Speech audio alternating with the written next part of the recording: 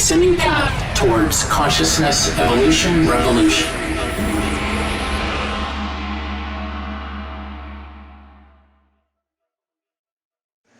Hi, my name is Arturo Mancheno, and I'm going to share some of my philosophy with you as to the nature of the universe and our relation to it. So, at a very early age, I had a lot of questions of the universe, and I couldn't shake it. One of the biggest questions I had was, why are we here? What am I supposed to do? What is this about?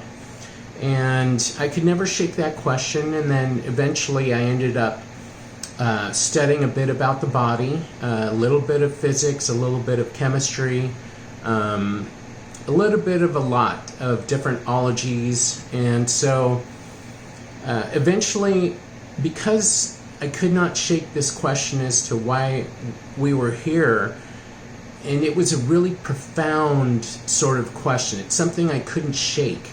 And over time, I essentially decided that, I really wanted to know. And so I basically have always questioned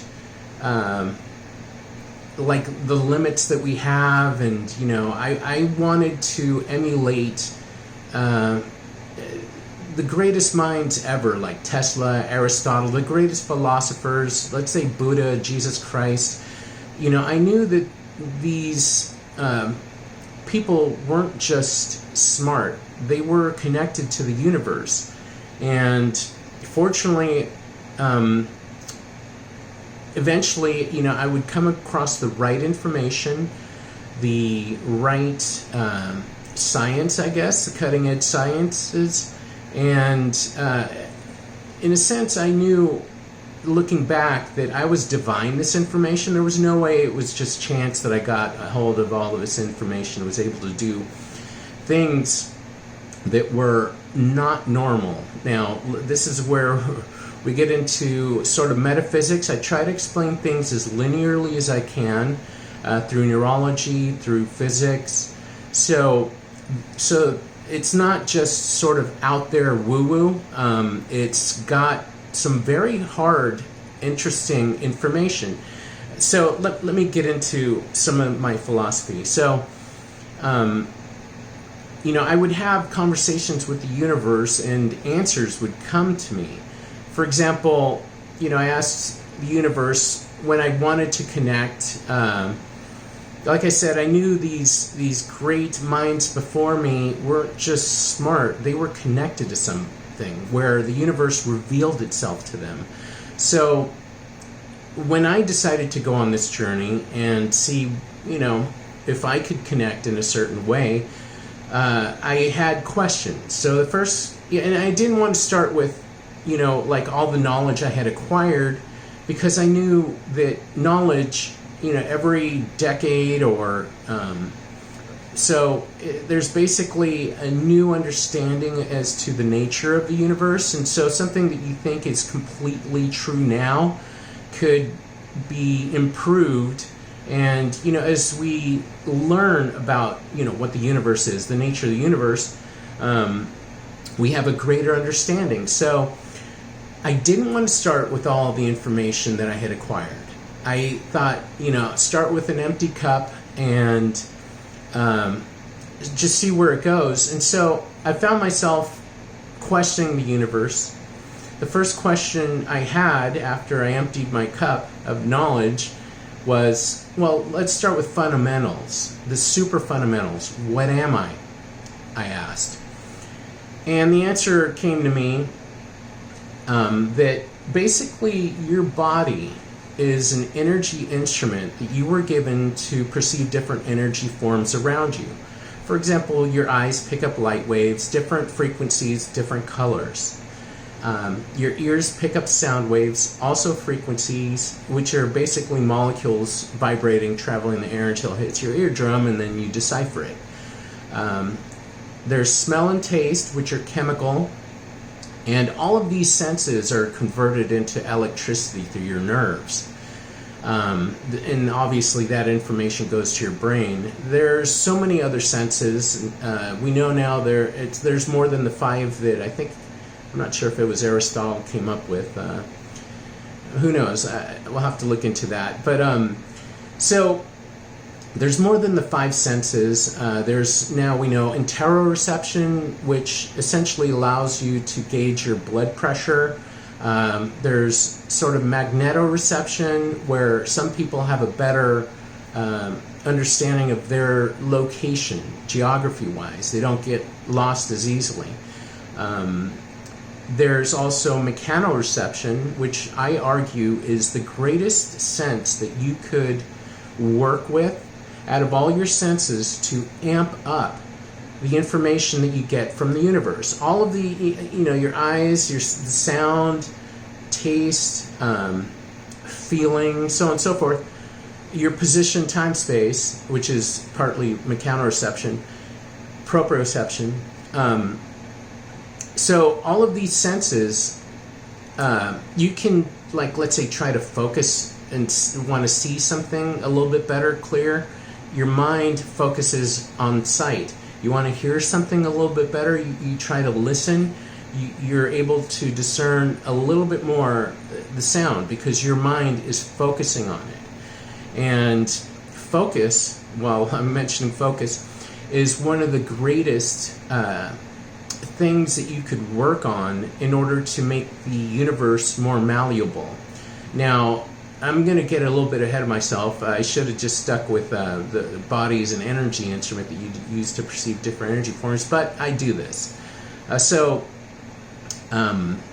Essentially, focus, according to the CIA, is one of the greatest, I guess, things you could work on, places you could put yourself to become real focused in order to make the universe more malleable. Now, since I've studied a bunch of different things, and I'm sort of a study-holic, I like to learn about everything. I'm just sort of like this endless sponge when I try to take in as much information. And the information does come to me. It's amazing because I earnestly and dutifully want to know, as much as I can. So, and that's how the CIA information, there's a paper I could share. I'll put it in the link below in this video. So I know, having studied, there's a movie called What the Bleep Do We Know? There's a cartoon, which I thought it was funny. I'm like, are they talking down to us? Or, why would they explain quantum physics through cartoons unless they thought that we were real dumb? But the cartoon is excellent. It explains this concept called, it's an experiment, the double slit experiment. It's amazing. It's like, I think it's one of the most amazing things that they've understood through physics, quantum physics. And essentially what it is they were able to fire off an electron from a machine, and that alone impressed me. I'm like, damn, we're getting quantum, and the fact that we could create a machine that shoots off one electron at a time, that alone just made my mind go, wow, that's pretty freaking awesome. So, but what was interesting about it is that, and I'll share the link below to that video too, and I suggest you actually watch that and then come back to this video so that you can understand, what I'm essentially talking about. But essentially it's an experiment where they shoot an electron through a lead plate with two slits, and since they're shooting one at a time, there's a duality as to the nature of the electron. So essentially it's wave and particle. And when they observe, they have another machine that basically looks to see what slit the electron decides to travel through as they're shooting it out. And what they found was this, that the electron acts like a wave when not observed by the machine that's looking to see which slit the electron goes through. So in other words, they shoot these electrons, over time, and they have photographic paper on the other side of the double slit. So when not observed to see which hole or slit the electron goes through, it acts like a wave. And so it shows a diffracted pattern on the other side, sort of like fuzzy waves. And so that shows that it's a wave nature. But when they turn on the machine that looks to see where the electron goes, what's happening is it's collapsing the wave function and drawing it more into the material world, and making it act like a particle. So when observed, instead of the wave pattern on the photographic paper, you start to see two slits delineated. So it's just lines. It's acting as a particle, as if you were to shoot a projectile through the lead. It's going to make only a line on the other side on the photographic paper. And like I said, when not observed, it acts more like a wave. Now, what's interesting is that, I've come up with my own understanding of the universe, and it is very powerful. Very, very, very... the understanding that it's all energy and electromagnetic, and your body, is an instrument that you were given to perceive different energy forms around you, and you want to try to understand the information that you're getting as clearly as possible. So the point of the double slit experiment is your thoughts, when observed, can collapse potential from wave frequencies into realities. And so that's how everything really works. It's like, first you think about it, you see it in your mind, and then you draw it more into reality. That's how architecture works. So they have a vision, they map it down, draw it down, and then they build it. Or, you have a goal or an idea. Whatever it is, it starts in the mind first and goes from there. And then what's happening is you're sending out frequencies. Thoughts emit frequencies. So, and everything has a frequency. If you want to attract something, you have to have the ability to envision it, feel it. Now, I'll explain some information as to manifestation. So, like I said, there's a CIA paper that says basically, in order to create something, the greatest trait or state of mind you can have is being focused. And like I said, information comes to me, and I met all the right people. I was divine this information, because it's impossible that I got all this information when I was seeking it. And I'm so thankful for it. But so the first question was, energy, instrument, so on and so forth. And, I realized also while I was having this conversation with the universe that I had already known and come across some information in neurology. I had a friend who was doing this program in neurology, and when I heard the students that were taking that program, it just fascinated me. So I pulled one of my friends aside who's doing the program, and I asked him, "What's the coolest thing that you have learned while taking this program?" And he mentioned this part of the brain. This is so many years ago, and only recently have motivational speakers started talking about this. Anyone from Anthony Robbins to, all of them. They all start parroting each other, and it's the Reticular Activating System. It's part of the mind. It's responsible for focus, awareness, consciousness, arousal, all things that are very important for your mind to be interested. And if you're not interested in something and your mind is just like half-ass about it, it's not going to get done as well as it can be. So now the information that this guy had told me was Okay, reticular activating system responsible for, all these sort of mind things: consciousness, arousal, awareness, peaking the mind, essentially, focus, and also it acts like a filter of information. So it's in the brainstem. It's one of the first parts of the brain we developed. So it's super important. Since it was one of the first parts of the brain we developed, there's a midbrain, this is a part of the reticular activating system. Midbrain, cortex, neocortex, and the more layers, we have 7 layers of neocortex. I have an infinite amount of neocortex. But anyway, so essentially, the more layers of brain that we've developed, the higher consciousness we have.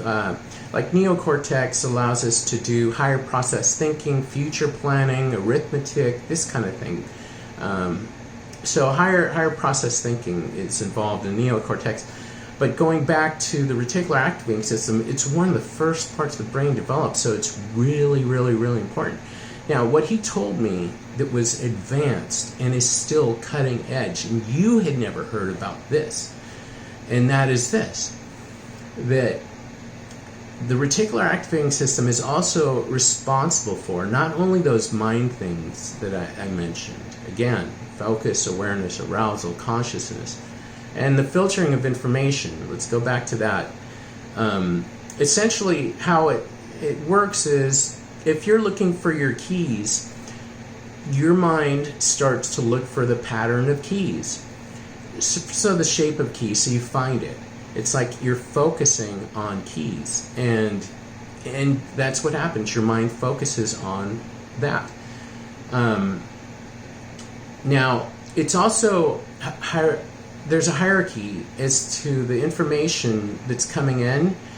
It judges the importance of what's going on around. So if you all of a sudden are in danger, like a tiger appears or an earthquake happens or whatever, essentially, instead of whatever you were doing at the time, you abruptly realize that you need to focus on, survival. And so it's super important that, you know what's important to focus on at the time. The reticular activating system will essentially, if you were writing something down, it realizes, stop that, let's get into a safe location or whatever's needed. So there's all of that, and even, there's more. So, but those are all mind things. What he told me, which is still cutting edge today, and like I said, you've never heard about this unless you heard it from me already, and that is that, here, let me drink a little coffee. We still have. So, it's also responsible for, reticular activating system is also responsible for, you're firing off your extensor muscles, so anti-gravity muscles. And I thought, wow, that's a trip. That's a motor component, muscle component. And, I realized, all these things were mind, and then all of a sudden you get the anti-gravity muscles. And so I had known all this when I was talking the universe, energy, instrument, so on and so forth. And the way he explained how the mind and the extensor muscles worked is, when you're a baby or a fetus, you're hunched over, and as you grow up, you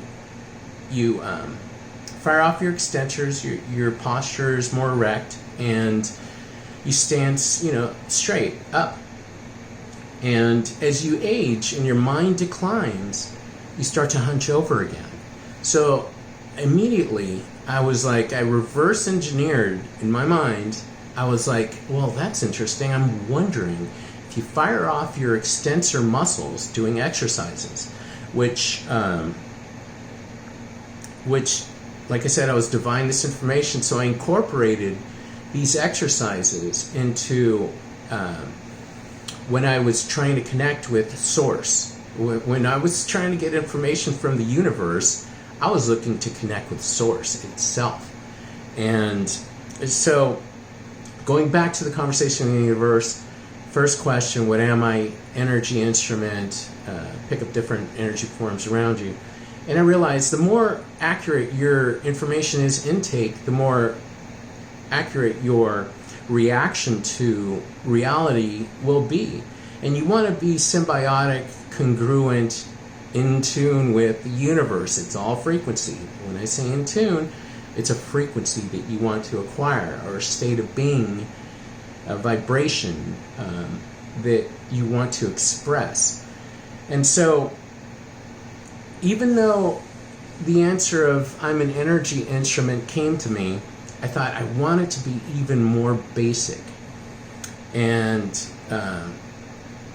deeper. Yeah, that was a simple answer that I got from the universe, but I wanted it to be even simpler. There's a quote, I don't know who it is that said it, but essentially, I think it was Einstein that said that the simpler you can explain something, the closer you are to truth. And so I asked again, what am I? And the answer this time came to me, and it was through physics that, I understood this, studying physics. And that was, well, all we are is mass. And there's an integral property to mass, possibly for all time-space, as far as we know. And that is that mass has a property called gravity. So a little speck of sand has, small as it is, it has a gravitational pull. And I had a teacher that explained this concept quite interestingly, and that was, if there was like an edge to the universe and you could put one grain of sand on that edge of the universe and go the furthest away you could on the other side and put another grain of sand on that, opposite end of the universe, if that were possible, there would still be a gravitational pull effect on each other. And, I thought, well, that's kind of mind-blowing. And so, like I said, the right information came to me. And so, the Earth, for example, the more mass you have, the greater the gravitational pull. There's the sun that has a pull on the solar system, all the planets. There's the moon, which the Earth can hold. And Earth is basically, obviously bigger than the moon because the moon rotates around the Earth. And so, and let me differentiate between gravity and weight. Or mass and weight. So if you go to the moon, you're going to weigh less because there's less of a gravitational pull on your body towards the surface of the planet. And let's say if you weigh, 185 here on Earth, you go to the moon, because there's a less of a gravitational pull, you're going to weigh less over there, but you're made up of the same amount of stuff, whether you're on Earth, mass, that's stuff, or the moon. So anyways, when it came to me that, gravity, mass, and this is when I say it's an integral part of us, I mean, on a super fundamental level, we have had a relationship to gravity for all of time space. So everything that this energy instrument has processed information while experiencing gravity. Now, gravity is such a fundamental force that you don't normally think about it. For example, when you're sitting, and just doing your thing, you don't think about your position of your arms or legs, whatever. You normally just put yourself in the most comfortable position automatically. It's an automatic response. So that's how fundamental it is. Now, I'm going to give you some information ahead of time, and I'll explain it linearly later. But the more you play with gravity through movement, It's a relationship with the universe. Well, what it does, the more you move, essentially, is you're sending extra information through your reticular activating system, which filters the data. But what you're doing is, you're through movement, you are and playing with gravity. It's what I call movement. Okay, you have to have fun with this. It's an interesting relationship that you create with the universe, and so. So basically, when you're moving, what you're doing is you're making your body into a generator. Now, how a generator works is usually there's a coil and a magnet, and the magnet spins, and it creates an electron flow through the coil, or usually sometimes it's copper. And what happens is the movement of magnetism, essentially, and it moves this way. So this is something I remember learning. If it's going this way and the coil is, going this way, when the magnet's moving in a circle, what it does is it generates electron movement in this direction, or this direction if it's spinning this way, or that direction if it's spinning this way. But the point is, movement's involved, it creates electric current. Me being the ever questioner, and I think really I was rewarded all of this information because I really had a passionate desire that was earnest. There's no substitution for really wanting something. When it comes to manifesting or receiving information, etc., etc. So that's important to know. It's in order to really manifest what you want, you have to, number one, become focused and movement. What ends up happening is you're generating all of this extra information in your body, which is electricity. It goes through your reticular activating system, and essentially it's like a dimmer switch. So if you turn up the dimmer switch, the light gets brighter. And essentially, when you're sending more information from your position in time-space through movement, your relationship with gravity, what you're doing is you're amping up your brain. You're generating more power. It's actual power. If you study physics, you're going to understand how, electricity, power works.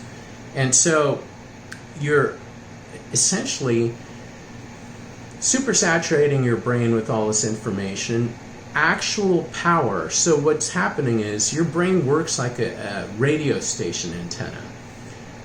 What's important for a radio station antenna? Frequency that it broadcasts, and that is everything has a frequency. I mean, everything has a frequency. Beauty has a frequency. Information has a frequency. Love has a frequency. And so, knowing how to tune your brain to frequencies that's one thing. You have to be able to envision, but also you need power. In other words, there's certain radio stations that broadcast on more power, and what that does is you're able to pick up that radio station at a further distance. So the more power you generate for your brain, the more malleable the universe becomes. So not only do you need the right frequency, which is the thought, you need to also generate power, literal, for your brain. And focus is the most important aspect to that. That allows you to tap into higher power, the right frequency, and to stay tuned. All of those are important. So I think that's enough information for now. I have so much more information, but that's just my philosophy. It works. I came up with a 3-hour workout, and that's intense. And let me tell you a little bit of my history as far as physical. I started working out at a very young age, around 13. We'd wake up, like, I think it was 6 in the morning, drink some coffee and work out for a couple hours before you go to school. And my motivation was we hung out with, some kind of tough kids, just neighborhood kids that we would walk to school with. So it's like you had to, know each other. And so, I had 2 younger brothers, and I had to make sure that, we were all pretty much safe and cool. So working out was a great way of, you get stronger, and so you can physically defend yourself if you needed to, which we didn't have to, really. But there were other benefits. Obviously, you feel better, and that's when I discovered how powerful working out movement was for focusing. I had a lot of testosterone running through my body. Like, I had to work out just to keep my mind on straight. Like, I was a powerhouse as far as that was concerned. And so I learned through working out, you feel better, but I would work out up to 3 hours, maniac, machine, at a very young age, and I learned that I would become super focused. Like, I'd look in the mirror and I was like, I was on fire. Like, I'd push myself really hard. And so, because I had also a lot of angst in my life, in that young age, and, it's like you feel powerless. And as a man, at least, myself, my nature, you wanted to feel like you could contribute, have a little more power. Life just seems so out of control. And I found refuge in working out. So I ended up becoming, in my high school, the strongest guy. Won the heavyweight division championship. Now, I wasn't the strongest guy, but I won the heavyweight division championship because I was actually a good guy. That's another story, though. I tried to help someone else that was stronger, and they didn't listen, and they ended up scratching out of the event because they couldn't lift what they were trying to lift. And so I ended up being... Anyways, that was just a beautiful story. That's the same year that the football team won all of Northern California Division Championship. So there were some other strong guys there. So, not to say that I wasn't strong or I shouldn't have won. So anyways... and also, I taught myself martial arts. So, and that was around that age, 13 as well. I would push myself, stretch, see how high I could do a scissor kick. Just fly. I wanted to fly and reach super high, and I could. As far as I could reach. Like stretching too. Anyways, and I ended up being able to beat every single black belt I ever came across in various styles. Now, it's not to say that I didn't lose. I got my butt kicked once by this guy who practiced. That's the most important thing for martial arts, is you got to practice it. But he was also just as quick, just as agile as I was, but he had more reach. So he kicked my butt the first time I sparred with him, but I watched him, and and everyone, you'll learn if you have studied martial arts, that people get into rote movements. In other words, everyone trains differently, and everyone has a sort of a if you're real good, you have premeditated moves where you put someone in a certain position, and then you take advantage of the fact that you got them in that position because you already know what the next move is.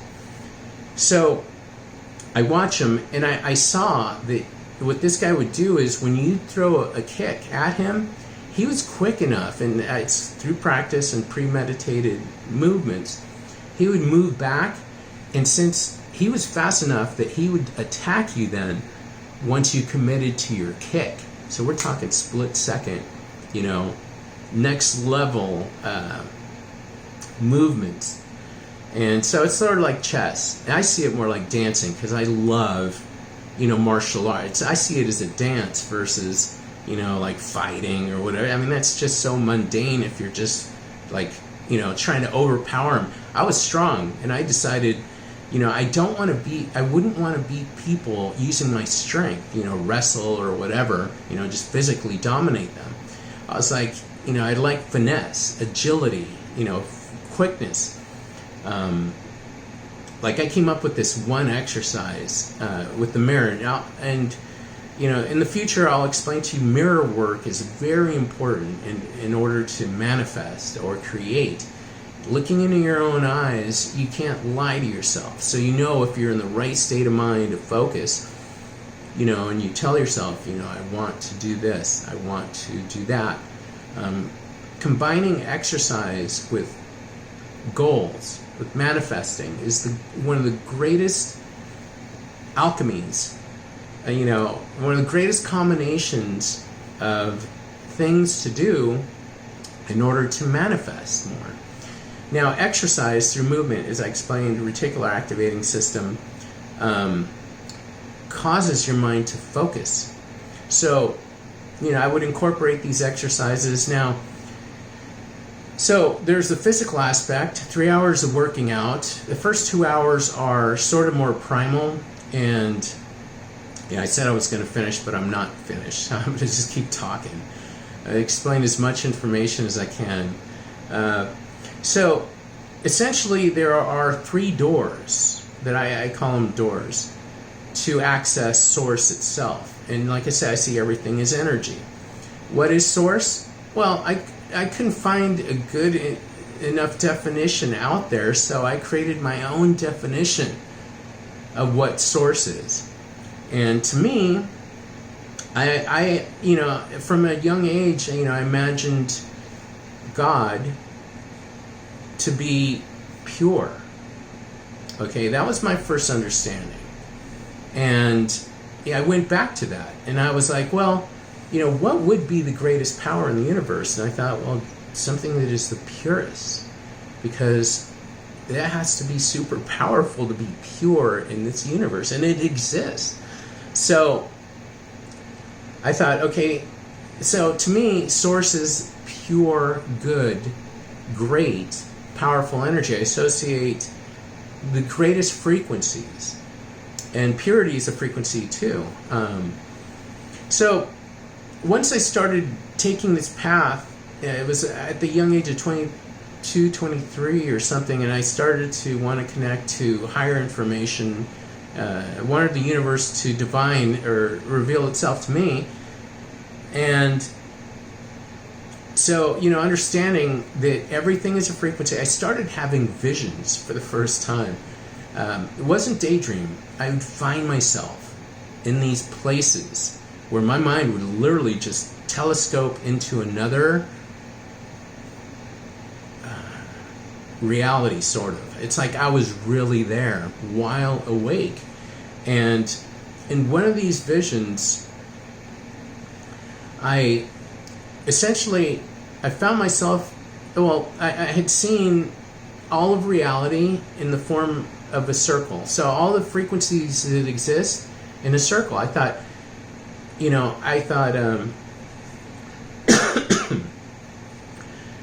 so I thought, okay, everything is frequency, and within this circle is all of the frequencies in the universe, the good, the bad, everything, and that included Source itself.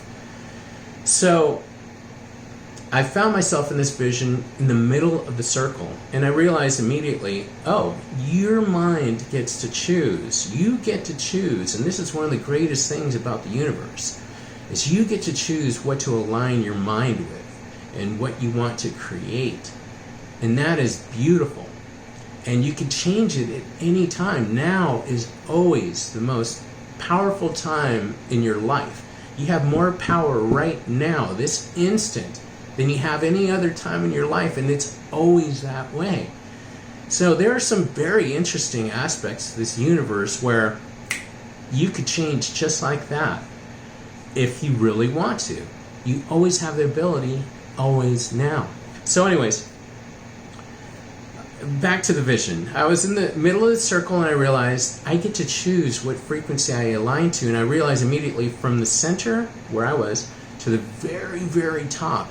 And as I would think about and philosophize and connect to source, I realized it's always infinite. So it's a direct current. If there's a direct current in the universe, it's from the center to the very top, and obviously polar opposite. So you don't want to work with the polar opposite energy, though, trust me. The reason why is because what you're doing essentially as a radio station, not only just your mind but your body, you channel energy.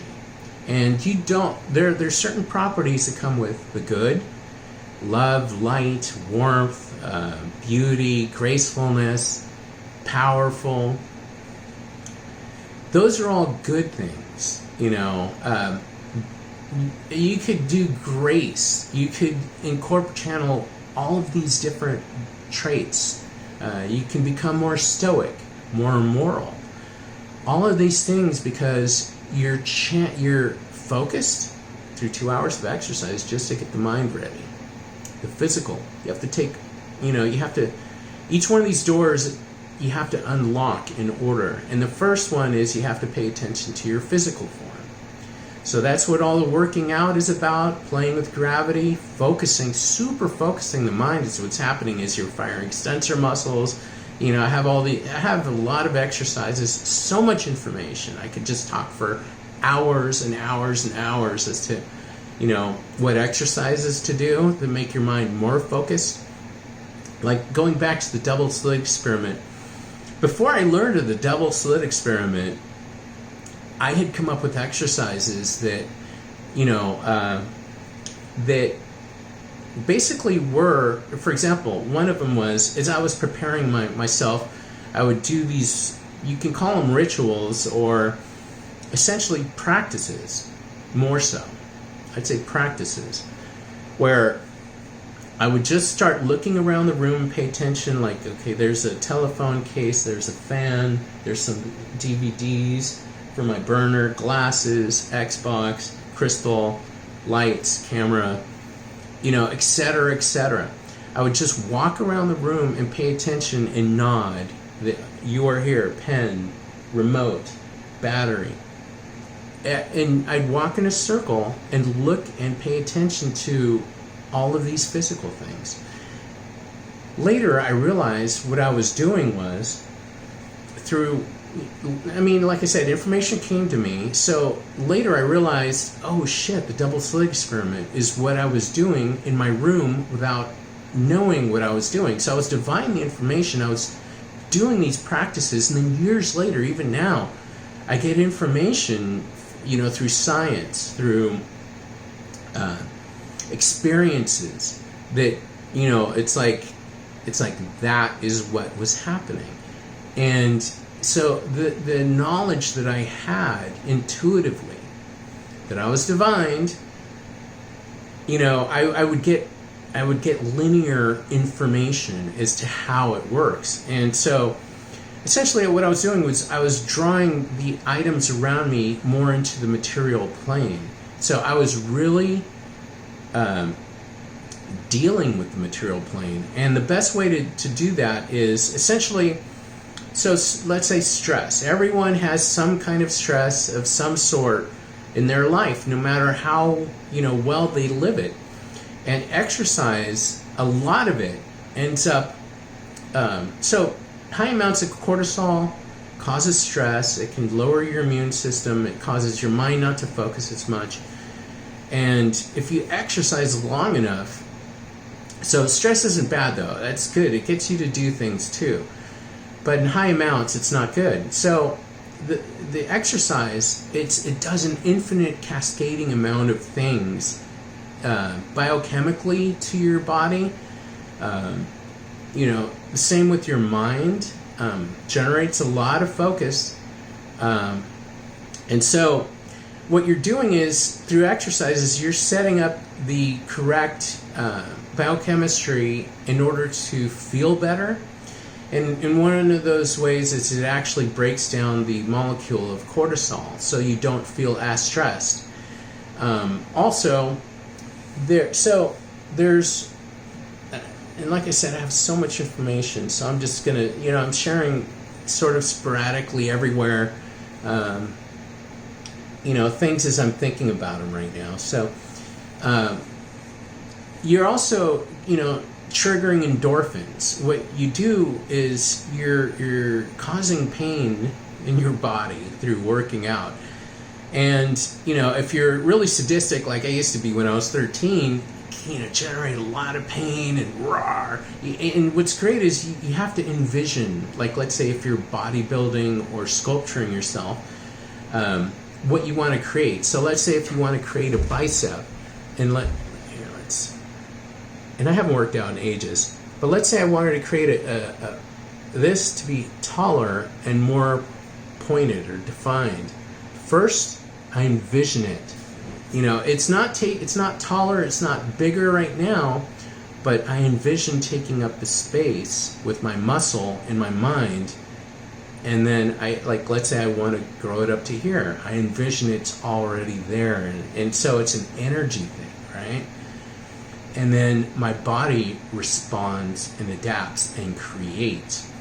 Like I said, it starts first in the mind. You have to know how to really push yourself physically. So, in order to connect to source, I can give you the information, but actually doing these practices is not easy, dude. But because I was so focused, and I used to be a machine. That was a long time ago. I wish I had the discipline that I used to have. Now I just, for the longest time, ever since I had connected to this, and I learned how to do some amazing, impossible things that are not believable.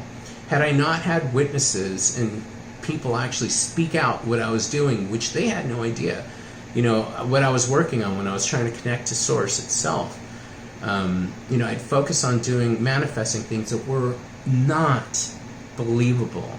But yet they happened, and one of the gifts that I would get from the universe is people would tell me what I was doing. As abstract and impossible as the manifestations that I wanted to create were, they would tell me. It's like one of the things I want to do, and I was just 22, 23. So essentially, I go on this journey. I remember everything, so I could tell you thought by thought when I first started this journey how I got to where I got, my understanding of the universe and our relationship to it. I think I have the greatest model.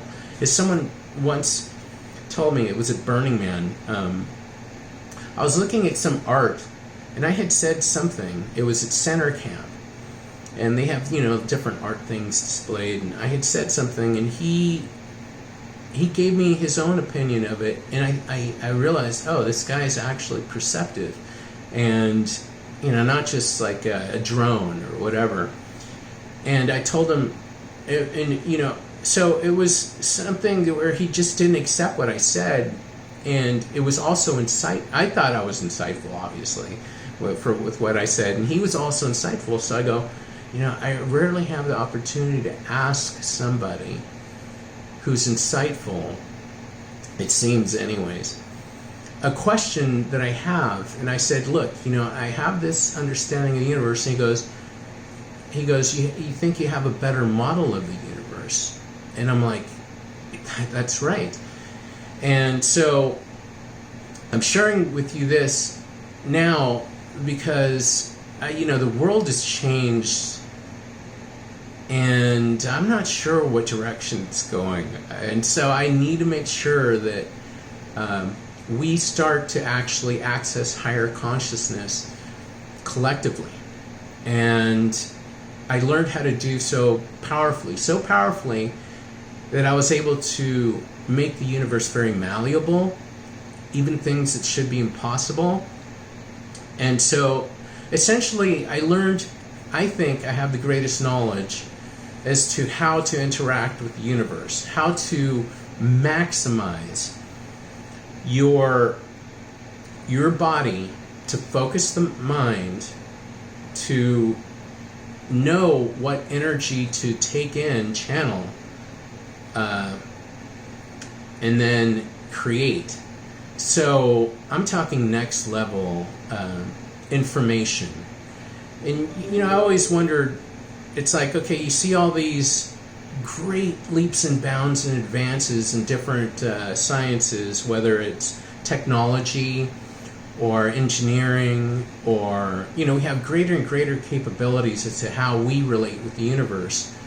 And whether it's biochemistry or more understandings of ourselves, our environment, etc. But I always thought, where's the leaps and bounds in understanding of consciousness? And so what I tapped into was so powerful, actually, that I accidentally ended up hurting myself. And so I have insights as to how to tap into the greatness and then what not to do. So I put away my practice after 7 months. When I first tapped into it, I did 7 months almost every day of working out 3 hours a day. And I was just tapping into this knowledge that was just so next level. But then I became fearful of it, and also I was like, is this something I want to share with the world, these insights? Because I wasn't too confident in the direction that the world was going. So I was like, do I want super people out there manifesting on even greater levels and maybe mess things up quicker? I mean, I was a little pessimistic, and that's because during this time reflecting, it's like I put this exercise away for a long time. And, during that time I started studying politics and economics. And I can tell you, I am so glad I tapped into higher source information of a divine nature before studying politics and economics. Because, until now, and I don't want to study politics and economics. It's the most horrible, stuff to learn, and it's because politics is essentially bullshit. It's all power structures that are of such a mundane, primal nature that it is sad. It's like when some people refer to the people that are directing the direction of economies and countries, and as being those people as being reptilian. And my insight is this is when I hear that, I go, well, that's interesting, because reptiles only have a brainstem, and a very simple brain that's responsible for primal things. So at the most basic level, the brainstem operates for survival, which is kill it to eat it, or fuck it to reproduce. That supposedly that simple. I think even lizards or whatever have more consciousness than that, but that is essentially what the purpose of the brainstem is, supposedly. Just that. I always think there's more. That we have to realize that animals are more conscious than we give them credit for. Dolphins in particular.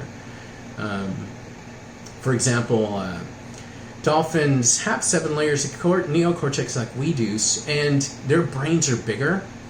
So what happens is there's folds in the neocortex, and the folds allows you to create more surface area for neocortex, or allows you to do more higher process thinking.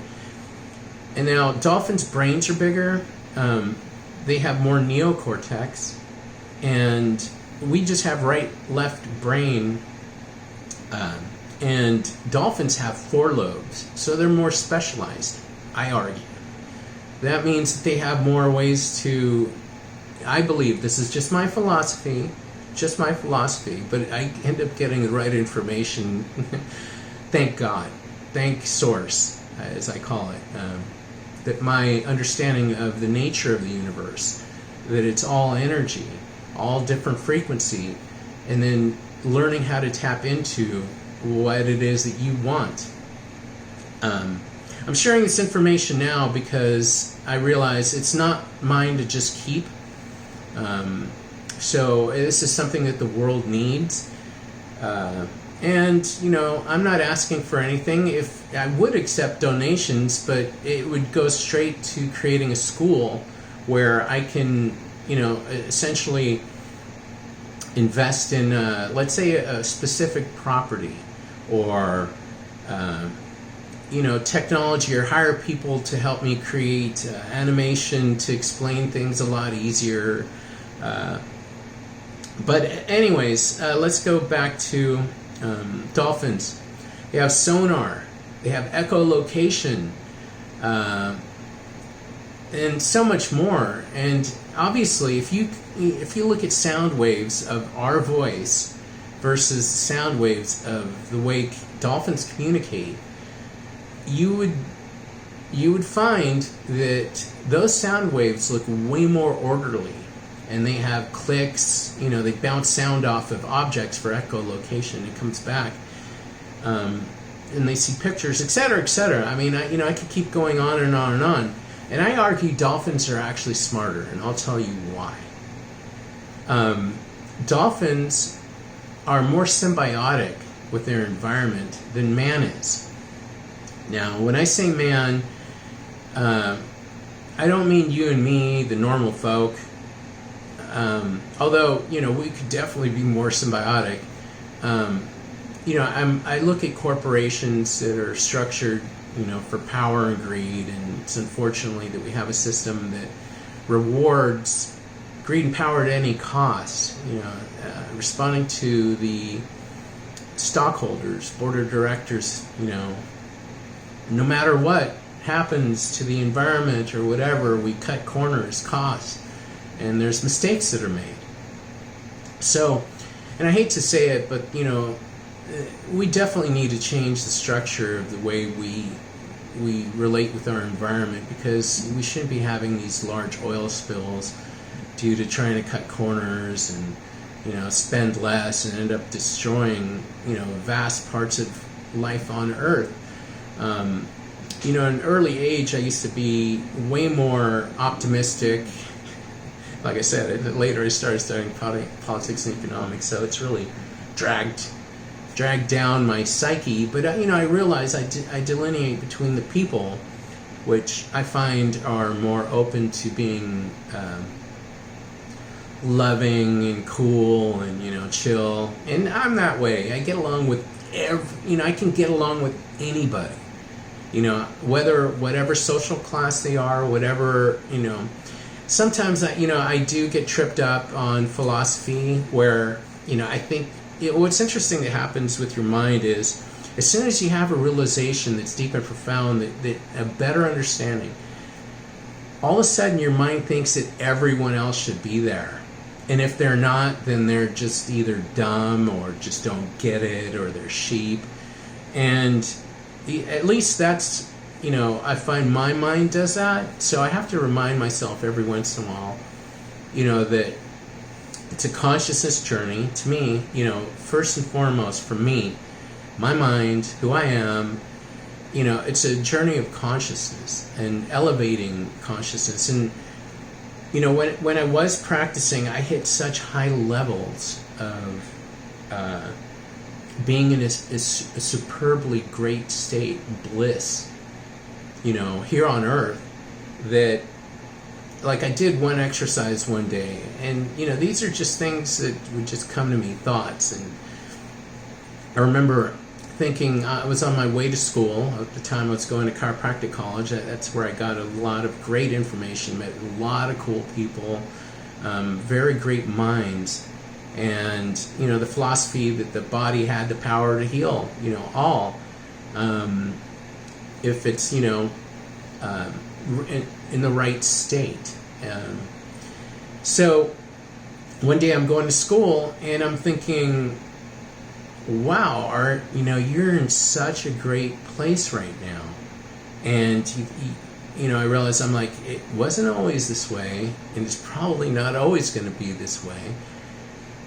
And so I was thinking, okay, I realized I hadn't had a negative thought in such a long time that I wondered. I was like, can I even have a negative thought? You see, I do all these mind exercises and kind of playing with the universe in this way. And I thought, okay, let's try to have a negative thought. And what was interesting was, and this is too much information, but I like to give detail. In this exercise, I felt this beam of energy coming from the universe from this direction. And it essentially bounced off my mind where it couldn't even enter my mind. So it was sort of like I was in a place where I was actually protected, energetic-wise, or, I was in such a state of being that my mind was generating certain frequencies, and that didn't allow for that kind of energy to enter. And so it was interesting. The fact that it came from this direction and bounced off or whatever, kind of like a pool. It actually was like a pool shot. It's like you take the cue ball, you use a certain angle. The angle it came was from here. Like I said, it's too much information. It bounced right off. It's like I deflected it. So I think, from that, I realized that you put yourself in such an energetic state that, things change. And it comes down to what you focus on. And like I said, for the longest time, I didn't want to share this information because I thought it was too powerful. And I have to share with you again that it's all frequency. You want to work with the good energy. It should be obvious as to why, but I'll explain. This is so powerful, it actually can be dangerous. And I learned that firsthand, so I think, when I'm telling you this information, I have to share this, because it's not safe. So that's why you need to become focused first, the first 2 hours of exercise, just to become focused, so you make sure that you are directing your mind in the right location, which is essentially this. So that circle of energy, I envisioned white light at the top, black polar opposite, and as you get away from the infinite top, it becomes more shaded gray until you get to the middle, which is gray, and then it gets darker and darker. So you only want to work with the energy from the sides, 90 degrees from you to the top, and preferably closer to the top. Whether it's you want to become more graceful, mindful, good. And what's beautiful is this, that, no matter what you've done in your life, like back then, at the age of 22, 23, I thought, like, let's say being promiscuous was a sin.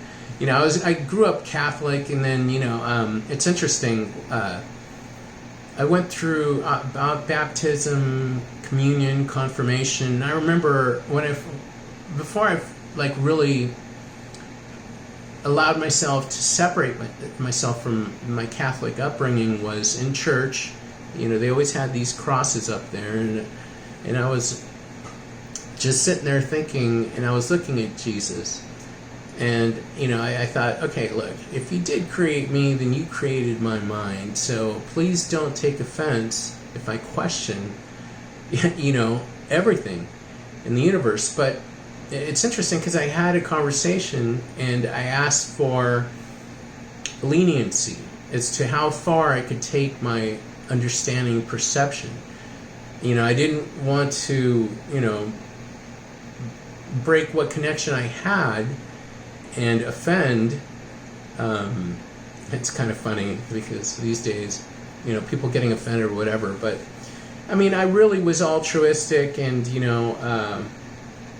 I asked for permission to seek. So while I had that upbringing, essentially what I find that's interesting is that there are a lot of truths in a lot of religions. So I don't throw the baby out with the bathwater. Like, what I do, my mind is very good at assessing patterns. So, and from that I gain knowledge. So what I do is I look at what most people on earth are believing, are connected to, understandings, and then I look for patterns. Like, for example, what are the patterns in religion? And so I just think linearly, and I think, well, prayer is a common thing in many religions. And all prayer is, if you want to break it down, is you invoke emotion, which is important for manifesting, by the way. It's not only being focused. You have to have invested emotion. And I have exercises to not only just the physical, to focus the mind and to create the biochemistry necessary to take yourself to a blissful state, a loving state even. It's like really amazing. You work with breath, and through some of these exercises, not only just the physical getting that kind of energy out, which is important. You want to get the primal energy out. So, and there's a word called Empyrean, which is the highest reaches of heaven. But there's also another definition, which I always had a problem with for a long time, and that was a place of fire or light. And then I realized, so the highest reaches of heaven, it opens up your consciousness in the right direction. Because at least it did mine. I thought, wow, I thought heaven was a hard enough place to get to, a sort of state of mind or state of being, state of consciousness. And I thought, highest reaches, wow, now I've got to try even higher. So that opens up a pathway, a gateway to higher even states of mind, states of being, states of possibility, and it's infinite. As when you learn, energy and what you're sort of wanting to focus on, source itself, purity, pure within the pure. It's like I've honed in the details to become greater and more powerful, like what to focus on exactly. That you tap into this very powerfully. It is so powerful, man. You are left with no doubt because you feel it. And you don't have feelings for no reason. It's like these people that try to, when you're young, you're not as connected to your feelings, so, it becomes overwhelming and overpowering. But as you get older, you should realize, that love is the greatest experience you can have in this form. Don't lie to yourself. It's like that is the most important thing. At least to me it was. It's like, and what's great is you create this relationship essentially with the universe. And so you want to be playful, you want to be interactive. It's like it's important to have goals. Because otherwise, it's like if you're not trying to channel anything, your mind is just, just flowing through the universe, you're going to get good stuff, maybe bad stuff, who knows? But if your mind is channeling, trying to tap into something, you're telling the universe what you want to create. And that's very important. You have to actually it's good to write down the goals too. There's something about the physical interaction of you writing it down and it manifesting. There's so many things I could share with you. And I am trying to share with you. So okay, I think that's about it for now. There's so much more information to share. But, that's a good start. Now, if you like what you've heard, please take the time to like and subscribe. I'm going to put this video in a couple different locations. Share it if you like it. I'm going to start sharing a lot more information like this. And I hope and dream that we take things to another level, and I know this is the answer to what's going on right now. It's like the universe is essentially telling me, look, it's time you share this information. It's sorely needed.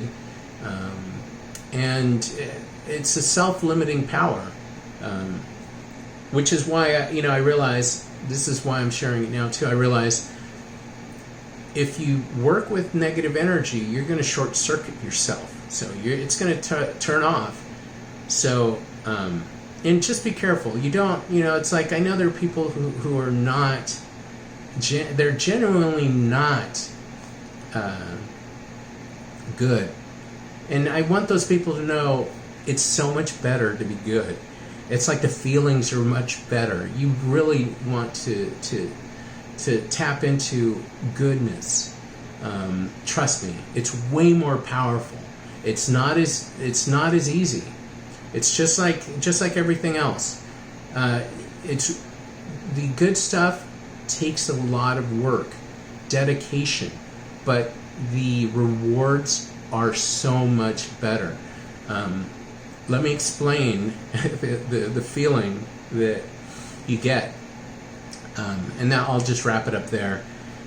So when I first started being divine, these exercises, it took 3 days before, and that's the only time I had to have faith.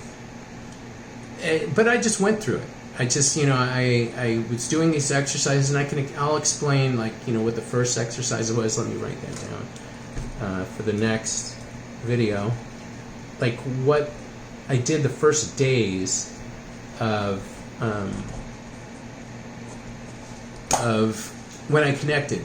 The physical exercises I did, I remember everything, so line by line I'll give you the information and some of the science behind it, and then probably end up talking like this. So first 3 days didn't feel anything. I already knew how to push my body and my mind, and I knew that in order to connect to higher information, I needed to be focused. So that's where I came up with physical exercises to take myself there. And so essentially after the third day, I had already many natural highs.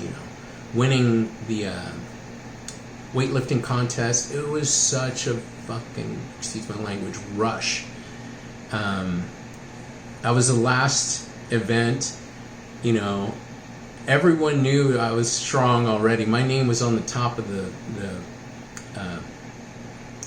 bench press list. They used to have the names on there, and I remember as a junior or even sophomore, I would look up at that list and I'd think, I want to be at the top.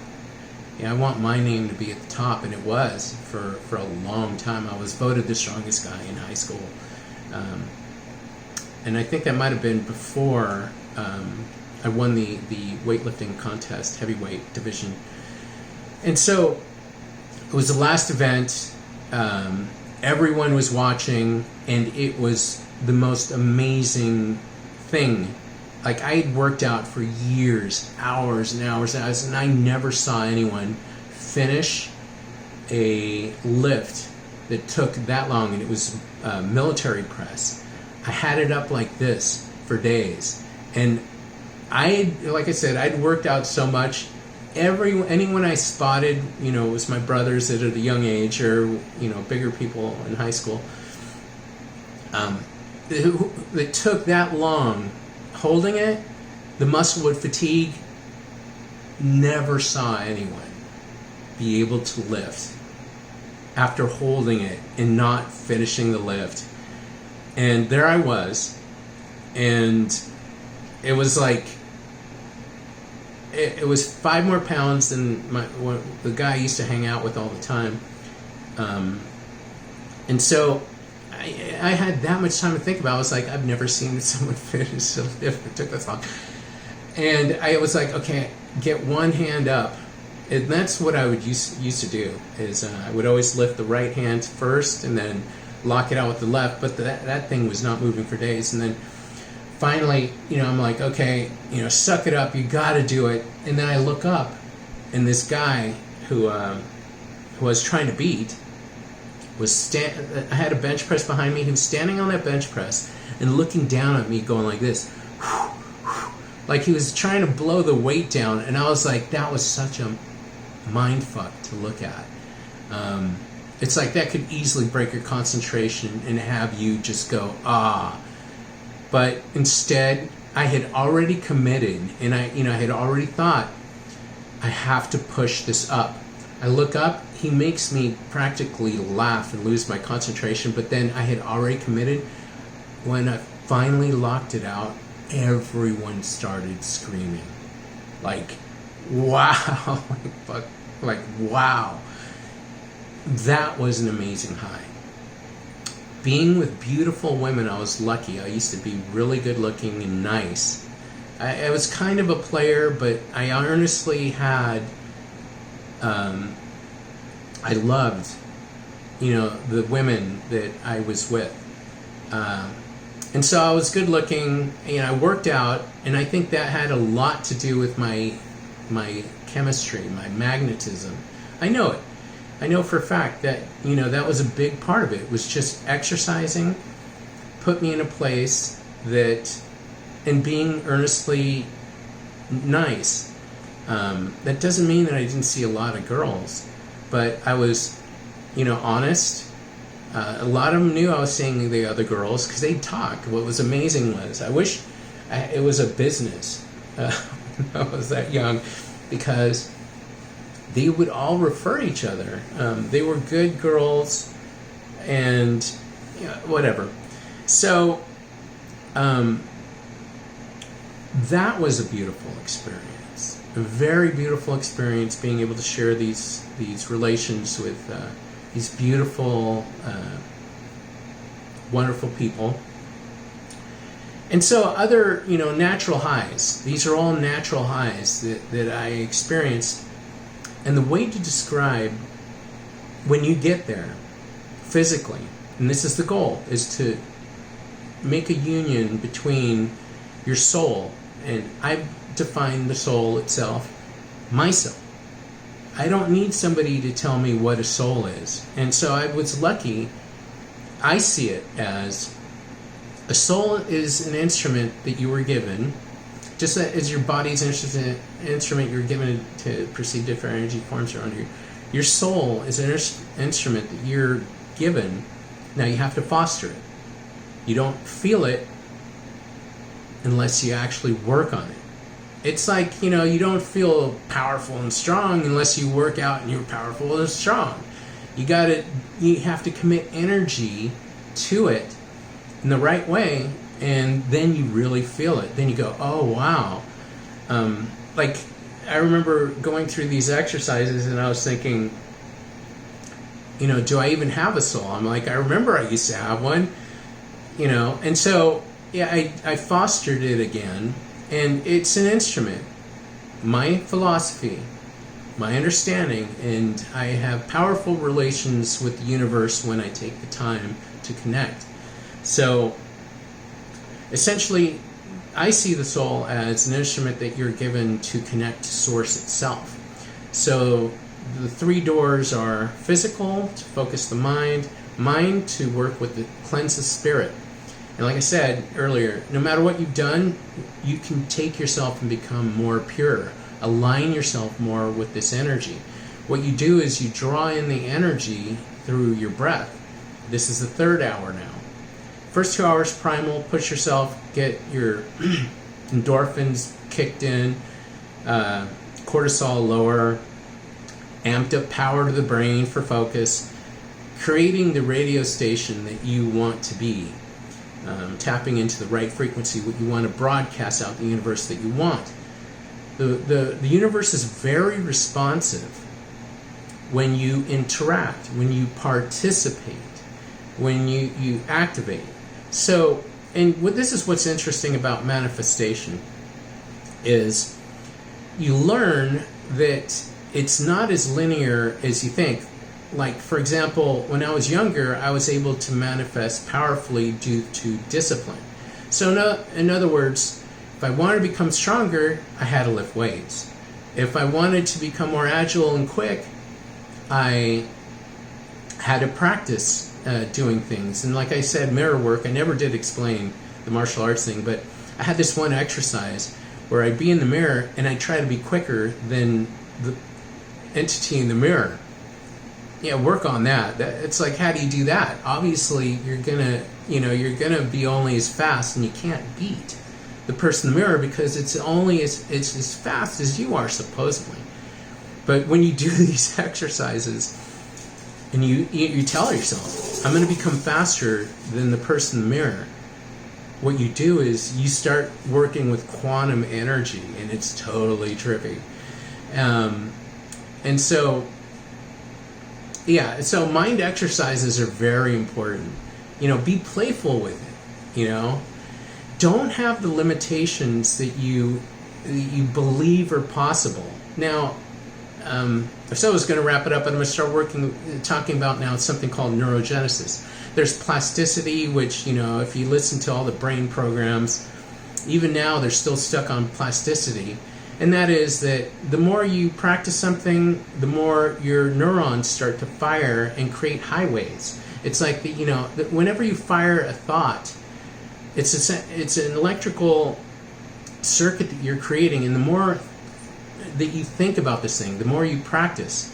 Like, for example, Michael Jordan practiced freaking shooting, became amazing, flying in the air. That's one of the exercises I did, by the way, metaphysically. I'll have to explain that some other time. Unbelievable. So the more you practice, the more these circuits are created. So it's because you're firing the same highways, the same routes, and so they become stronger. They become fortified, and the more you fire them, the more they become wired. So it's basically practice makes perfect. You become better at what you're focusing on, or you access more understanding of what you're trying to learn about, or whatever. Anyway, so there's something called neurogenesis, which I came across early on, because I was able to do things that are impossible, and then I was like, universe, can you please show me what it is I tapped into, so I could explain it to people with linear minds, just scientifically. And I didn't, it's like it wasn't that it was less valid that I had these experiences, and like I said, fortunately people would come and tell me what I was doing. So I had outside feedback. It wasn't just in my head, which is great, because after 25 years you start to question, did that really happen? Was that just in my mind? It's like, it's so unbelievable that it's natural for you to question it. But luckily I had people that came and told me what I was doing. So it's just so nice to have that, especially over a long time. So that the experiences were extra solid. Outside verification, not necessary, but nice to have.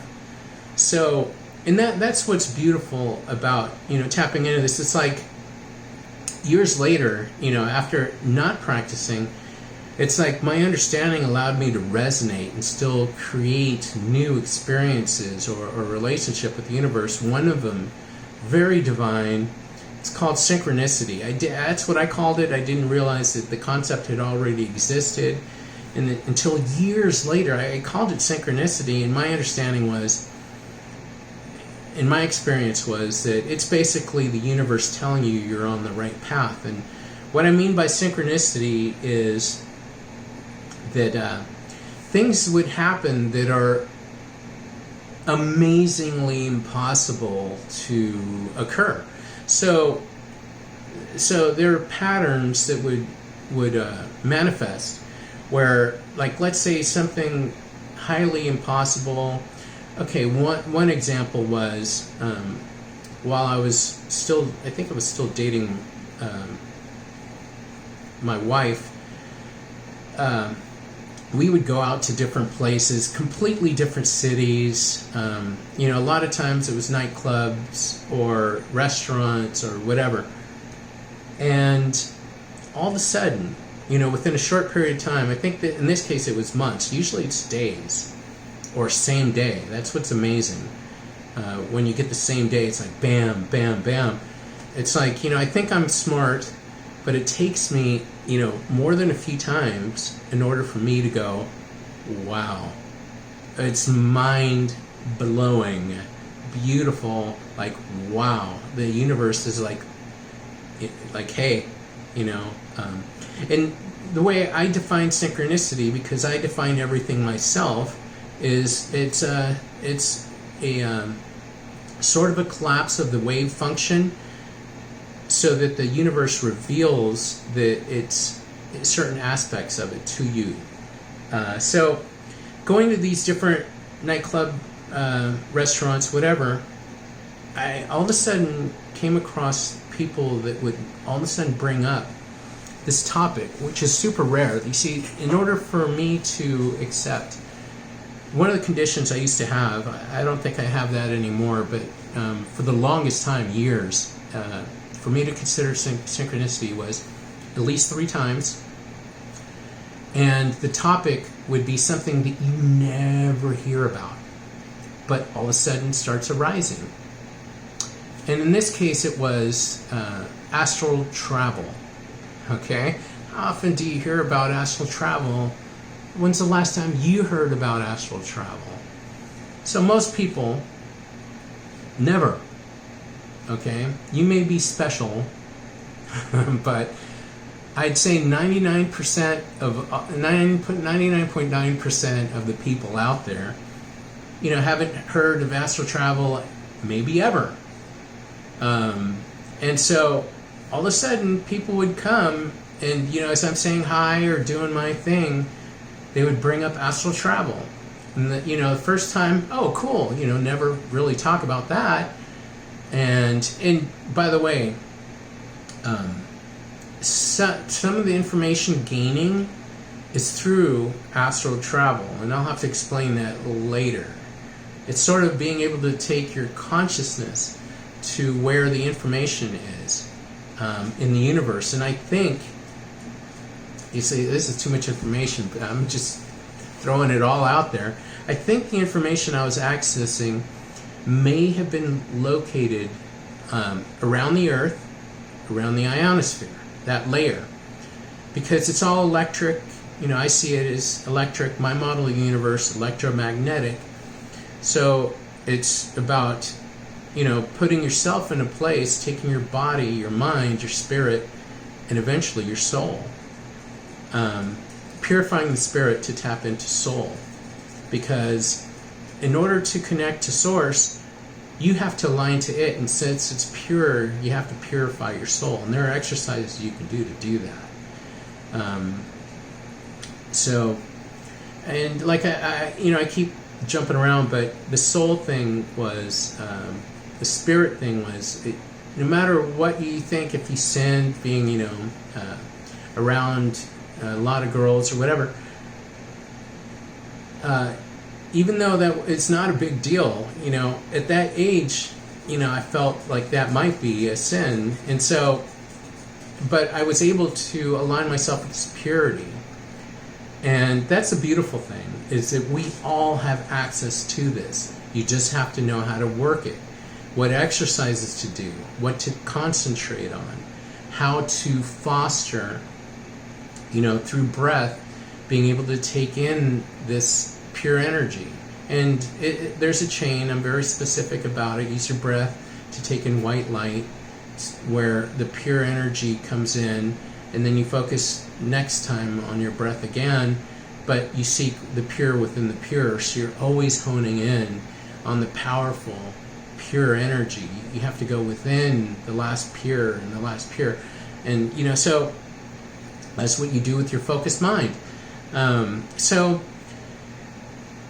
essentially, the feeling that you get, have to go back to that, is, okay, so I had all these great experiences, the weightlifting contest where everyone's cheering, being with beautiful women. I forgot to mention the connection to source.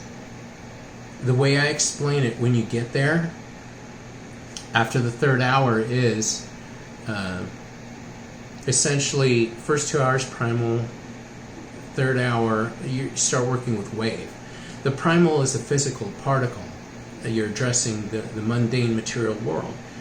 You take yourself to a state of mind where you push your body so far that you start to release, because your mind, your brain gets really tired of telling your body to push itself. That's door one. Good luck. It's going to take a lot of work. And you push yourself so physically so much that your brain gets tired, your mind releases. And now all of a sudden we're working with the wave state, or flowing, or the frequencies. That's the third hour starts. And then that's when I start to do the breath work. Now you're working with frequency. After 2 hours of physical, now tapping into the frequency powerfully, focused, being able to focus on the frequency, channel it. It's all about feeling what you want to create and having it channeled. So now the exercises go from more physical. You can do martial arts, you can do hooping, you can do dancing, great. Physical, I would just work out in a room. And now I'm going to tell you, a little bit, something might sound funny, but it was, I would strip myself of all my clothes, because I was working with energy that was so subtle. I didn't want a barrier between myself and the space, just the air around me. And so what's interesting is, seeing everything energetically, I didn't want a barrier between myself and this energy. So, and what's interesting is, while you're exercising, you're generating sweat, and that has salt in it. And I believe one of the most powerful locations you can do this kind of practice is right next to the ocean, because of the salt air. It's sort of ions, or it allows the generation of energy to go further. So that's also just, like I said, I have so much information. I could just keep going on and on and on. Back to the neurogenesis. So, I was like, how can I do that? How can I be doing this stuff? And what's interesting is, this is my philosophy. It tends to be that I'm right all the time as far as this is concerned. Other stuff, whether it's politics or economics, man, that is just a mind game that you can't really, the things that, anyways, totally different realm. I think it actually might be the lowest realm that you could deal with on this planet. Whereas this information is the highest in this universe. And I wanted to mention, if you're sending out information or energy, think bigger. In other words, don't just want to manifest for yourself. Always add to it. And this is what's interesting. Don't doubt that you can manifest what you're focused on, but add more things to it. Like, say, I want to be happy with that, whatever it is you're manifesting. I want to be healthy. I want not just, for yourself or your family or your neighborhood or your city or your state or your country or the world, the whole universe. You want to elevate the consciousness of the universe itself. And that's how powerfully you connect. It's like you want to telescope your mind so that you're uplifting the overall consciousness of the universe. Neurogenesis. My philosophy. What this is essentially you're creating new neurons, okay? And these neurons are different than the existing neurons. That's what makes up your brain. A bunch of neurons is what creates your brain. So these neurons are more excitable. In other words, they fire off more. And that's because they have what's called the lower active threshold potential. It takes less energy for them to be fire off, to trigger, than your mature neurons. So that means that essentially my philosophy is, when you create these new neurons through exercise, prolonged exercise does it.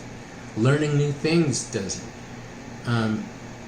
Peaking your mind, is telling it, I'm still alive, I'm still interacting with the universe. And exercise is one of the most amazing ways to do it, whether it's weightlifting or aerobic. I suggest both. Why not? But it's got to be prolonged exercise. It's interesting, I find, that doing a physical thing has such a powerful effect on the mind, on the brain itself, that you're creating new brain tissue, more excitable. So I argue, my philosophy is, you're creating these new neurons. They don't have the limited potential that your existing mature neurons have. In other words, it's like we all think that we have a great understanding of reality, so when someone says you can do this, you go, that's fucking crazy. That's not possible. Because you have not seen it in your own experience. And that's a very valid philosophical view, because I say that because I was there. I was like, if I haven't experienced it or even sensed it even a bit, then it's not a part of reality. And, that's a general good rule to go about it. So it's your BS detector in a sense. And it's good to have. But at the same time, it's very limiting. So these new neurons, I see, they're way more malleable. They don't have the limitations of your existing mind. So just like, and this is how I explain it, just like when you work out, if you work out on your biceps, your muscle mass is going to be put along the greatest lines of resistance. That's just a response to reality. It's your body adapting to the physical interaction that it has, where it's needed most. Your body is smart. It's infinitely smart. You just got to guide it in the right direction. Well, now we're talking about the brain and the mind. And so what do these neurons function to do? I think my philosophy is mind things. So when you have to give it a direction. Like, earlier I mentioned, you want to create your muscle to look a certain way, or create more lines or a certain shape, be bigger in this location. It works, and doing mirror work with that is great. Well, with the mind, it would be what you tell it to do. And, don't limit yourself to what is possible. It's all quantum energy, or it's all energy, and the way you relate with that energy draws it more into reality. And essentially, these neurons are not programmed like the other ones. So you could have an interesting goal in mind, become younger, things that are impossible. It's not going to say, this is not possible. What it does is you're telling your new brain cells that are more hyperactive, which are essentially, my philosophy, going to override your brain faster and quicker. So if you want to change something, the greatest thing to do is combine the physical exercises, create these new neurons. Third hour, focus on what you want to create. And so you're giving these new neurons a direction to work towards. And because it's energy and you're transmitting, and they don't have the limitations that your existing mind has, expect some amazing, unbelievable results. That's where I'm at, and I hope you like this video. I hope there was some interesting information in there. I have so much more I'll share. I love you very much. Like I said, like, subscribe, and share, most importantly. Love you. Take care.